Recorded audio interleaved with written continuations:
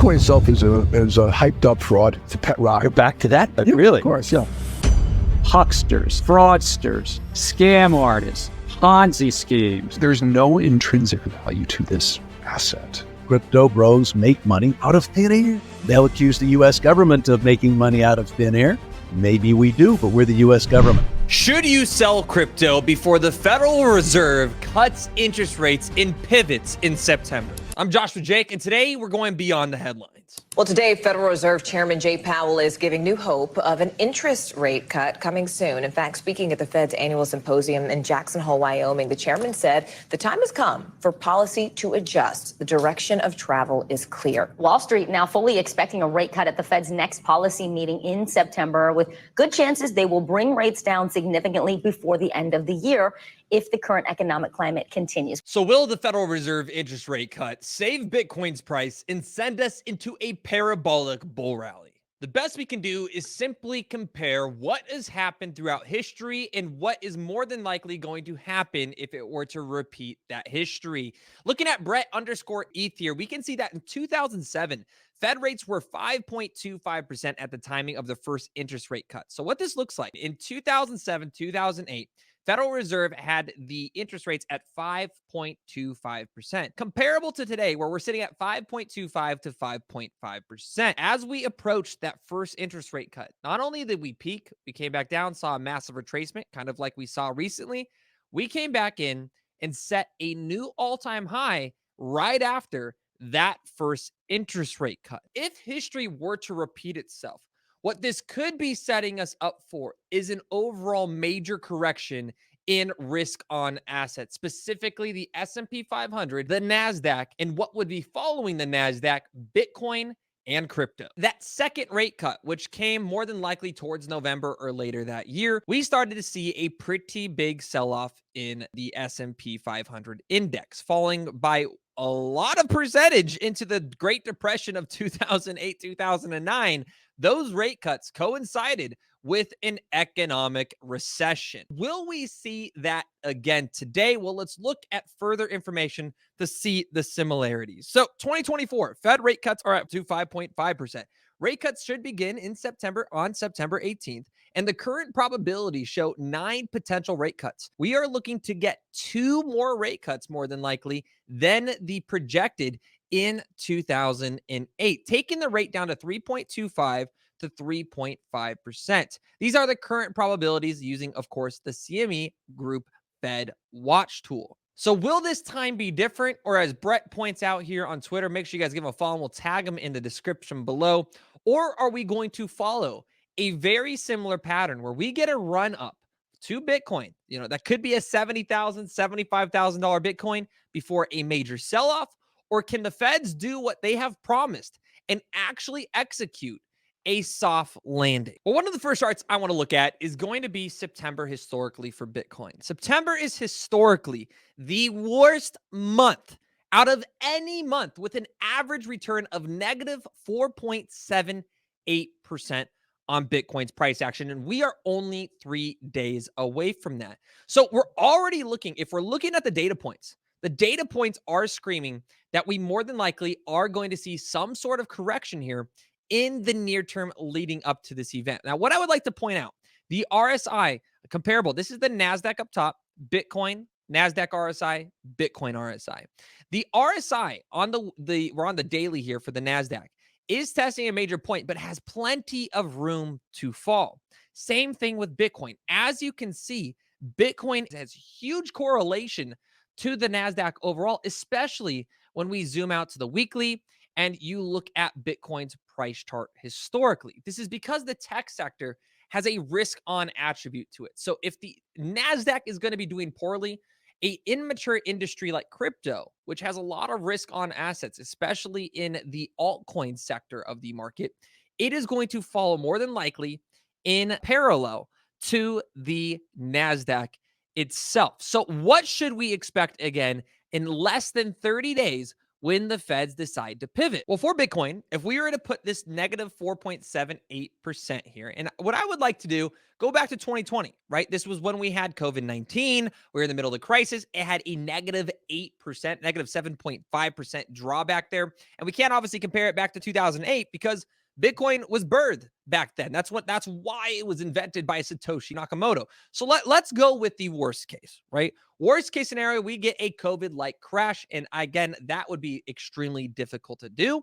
However, for the sake of this video, let's draw that out. So if we were to drop at where we're at today, $60,000 by 4%, that is only $47K, but 7% would be putting us once again around that $59,400. So that is just going off the historical numbers of dropping in the months of September that year. But if we zoom out and we go to the COVID correction, okay, and you go down to the beginning of it and the end of it, Bitcoin saw an over 60% correction on the chart in 2020 when we saw those interest rate cuts and get brought all the way down to zero. So what that could mean is Bitcoin from its point today, seeing a 50% drawback would bring the price of Bitcoin all the way down to $30,500.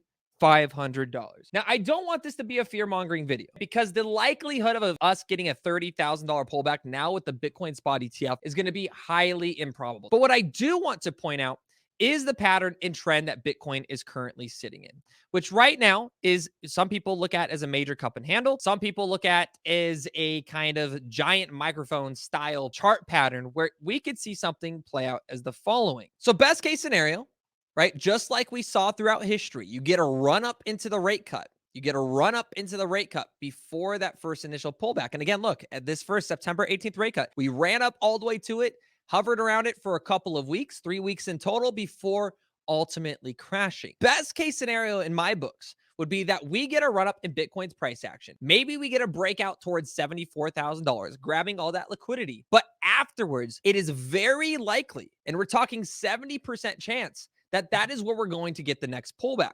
And if we were to follow this chart pattern, that could mean sometime between late September and the presidential election, we could see a price point on Bitcoin in the high $40,000 range. And that is my personal perspective on the market right now. I honestly expect us to see not as much growth as everybody wants us to, but rather see this stair step, like walk up towards steps towards a higher price of Bitcoin in a much slower pace. People want to go instantly to 150K. They want to go instantly to $200,000. But when we're in an institutional game, this market has completely pivoted. And I can prove that with one simple chart. And that is going to be the personal saving rate in America, which is in the gutter. Retail has no money. Retail has no money. And when you look historically, our biggest bull run, 2020 to 2021, that was caused because of the stimulus checks received from the United States government. Retail had more money than ever. You had Trump's tax cuts. You had groceries and energy costs, inflation, all down dramatically. Personal savings rates were through the roof. Retail had a ton of excess capital to be able to afford to buy risk on assets. And this caused a parabolic rally in both the tech sector,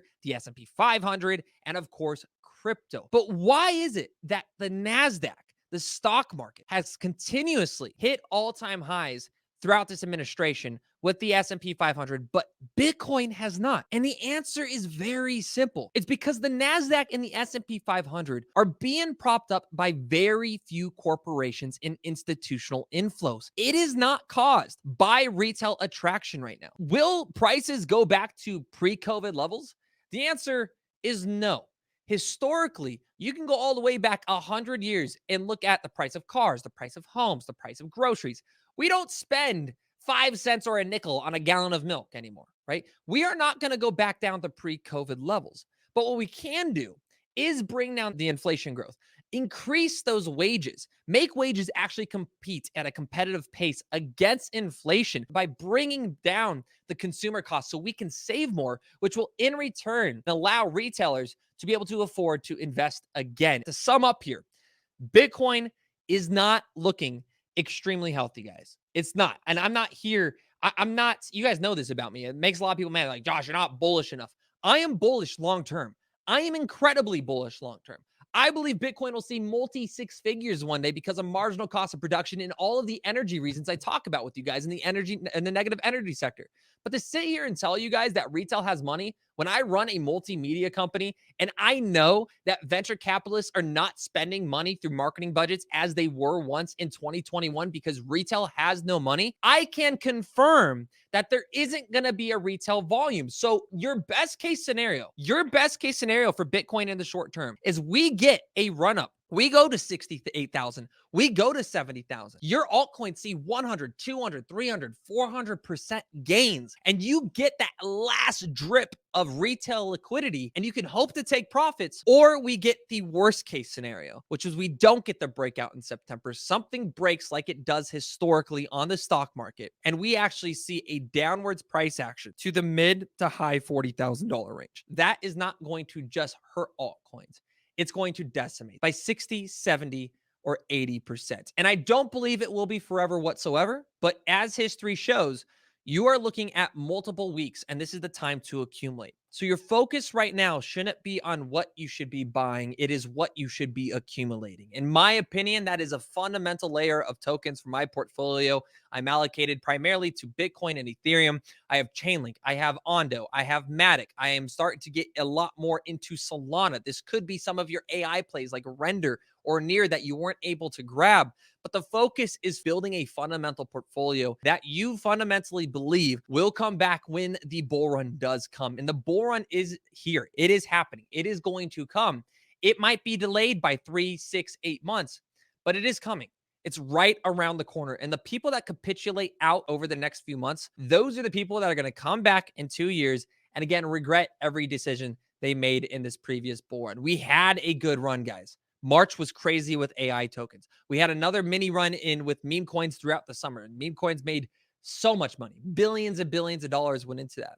But the reality of the situation today, and I'd be lying to you guys through my teeth if I told you otherwise, was that the next 2 months look incredibly bullish. I think the optimism around Bitcoin hitting a price point of $100,000, in my opinion, is a 5 to 7% chance. And even if Bitcoin does get to that $100,000 range, I don't think people realize that Bitcoin dominance is going to remain so much higher than it once did, that altcoins aren't going to get the season that everybody is hoping and praying for. So again, this isn't to be a fear monger. This is just to give you the data points and let you analyze and look at this screen here and see that historically, when rate cuts happen, is because something breaks in the economy. They were wrong about transitory inflation. We have no reason to believe that they can actually pull off a perfect soft landing moving into this election cycle.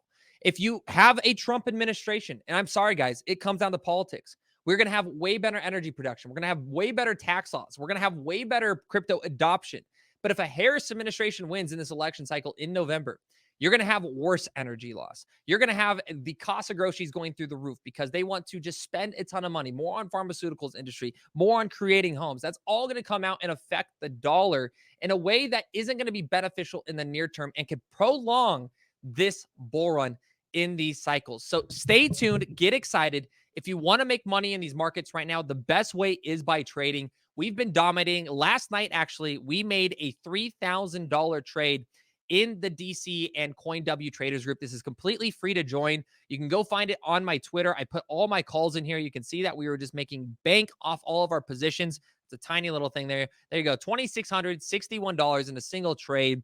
That was the stop loss. We ended up taking a little bit more. Earlier today, called a perfect trade, saying if Bitcoin went up to 61,150, short it to 60,520. I did this on stream with you guys, and the target hit perfectly. I mean, this couldn't have been a better call here. Unfortunately, I did miss it because I was live in a phone call doing some work, but we did call that on the morning show. But everything goes through here, and these are just my updates. I'm not the coach. We actually have live trading sessions for completely free with coaches, the best traders on CoinW that are teaching you how to scalp trade, pro trade, swing trade, spot trade, and they're giving all their call outs with amazing trading opportunities and trades in this Telegram consistently with multiple different other support channels and everything needed for you guys to learn. Here's your CoinW tutorials.